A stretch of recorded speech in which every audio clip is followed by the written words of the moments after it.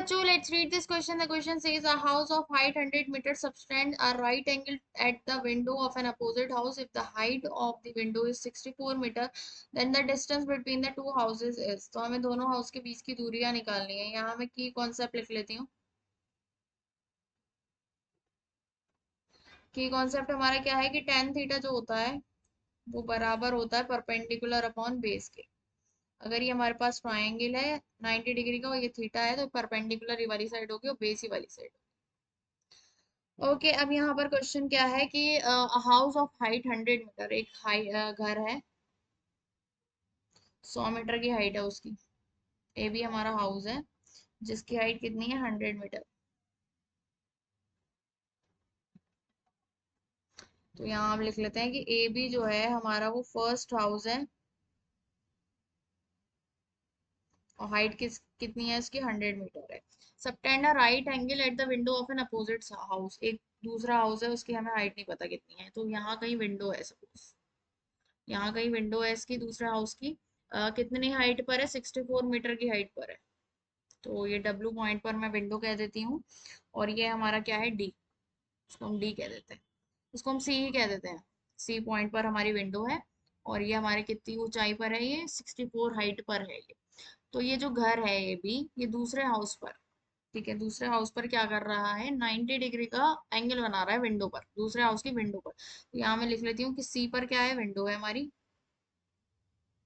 Window of second house.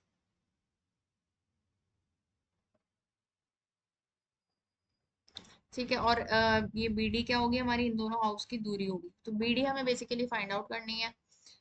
तो यहाँ कह रहे हैं कि जो हाउस है ए बी ये सी पॉइंट पर 90 डिग्री बना रहा है. मतलब ये जो एंगल होगा ये 90 डिग्री होगा. तो यहाँ हम लिख लेते हैं कि angle A C B is equal to 90 degree. ठीक है अब मैं एक लाइन पैरेलल ड्रॉ करती हूँ बी डी के. तो ये हमारी क्या है ये इसको मैं कह देती हूँ ये हमारी ई पॉइंट है. ठीक है अब इसको मैं मान लेती हूँ ये थीटा है. ठीक है जब ये थीटा होगा तो ये दोनों लाइन पैरेलल है सी पैरेलल बी डी. तो ये हमारा ऑल्टरनेट इंटीरियर एंगल्स इक्वल हो जाते हैं जब लाइंस पैरेलल होती हैं. तो ये हमारा थीटा हो जाएगा. ठीक है अब मैं in triangle C B D. ठीक है यहाँ हम लगाते हैं क्या in triangle C B D में मैं ट्रायंगल सी बी डी में टेन थीटा लगाती हूँ.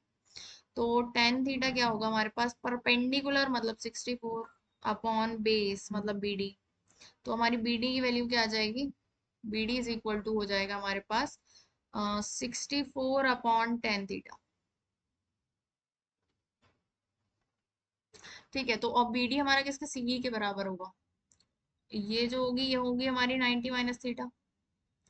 यहाँ हम लिख लेते हैं कि बी डी जो है वो हमारा सीई के बराबर होगा जो कि बराबर होगा 64 अपॉन टेन थीटा. अब मैं इन ट्राइंगल ए ई सी में लगाते हैं हम इन ट्राइंगल ए ई सी.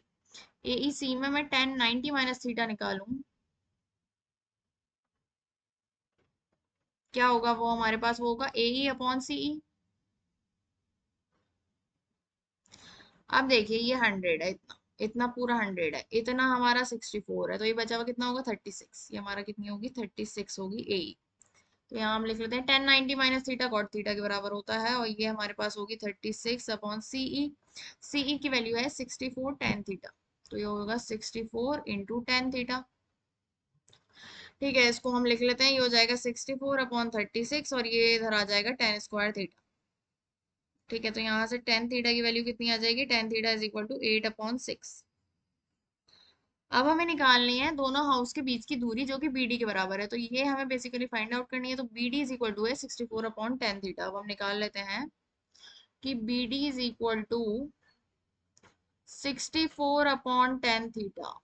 ठीक है और यहाँ पर 64 टेन थीटा की वैल्यू रखते हैं. टेन थीटा है 8 अपॉन 6 मतलब 8 इंटू 6 और 8 8 से 64 8 6 48 मीटर. बी डी क्या है हमारी बी डी है distance between two houses. Distance between houses. तो यही हमें क्या करनी थी फाइंड आउट करनी थी. Okay so the final answer is the distance between two houses is 48 meter. Option A is correct. Hope you understood it well. Best of luck. Thank you.